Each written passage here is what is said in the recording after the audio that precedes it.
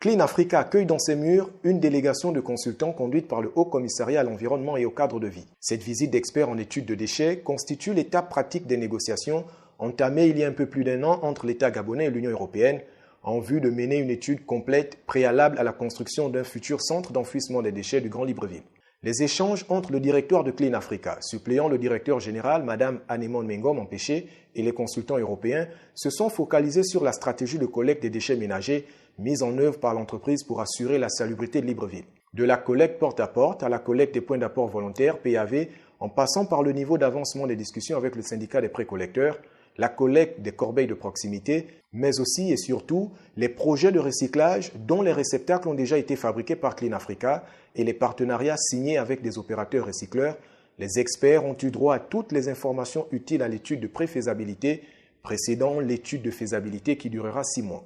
Aussi, un tour du propriétaire de la base vue de l'entreprise a-t-il démarré avec la présentation des bacs métalliques de 760 litres. Plusieurs dizaines sont prêts pour la mise à disposition auprès des Gabonaises et des Gabonais. La délégation a ensuite visité l'atelier chaudronnerie où sont fabriqués les réceptacles. L'ensemble des équipements destinés à la mise en place d'un centre d'enfouissement sont prêts, même si le temps a eu quelques effets sur eux.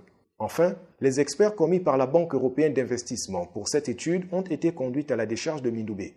Des travaux d'aménagement y ont été réalisés par Clean Africa pour permettre d'accueillir les déchets produits au quotidien. Une surface de 1800 m² a donc été obtenue grâce notamment au relogement de nombreux habitants vivant au plus près de la décharge. Toutefois, son emplacement, elle se situe en effet dans un quartier dont la démographie est galopante. Sa durée, elle existe depuis la décennie 80. Sa taille, elle mesure 6 hectares et près de 30 mètres de haut.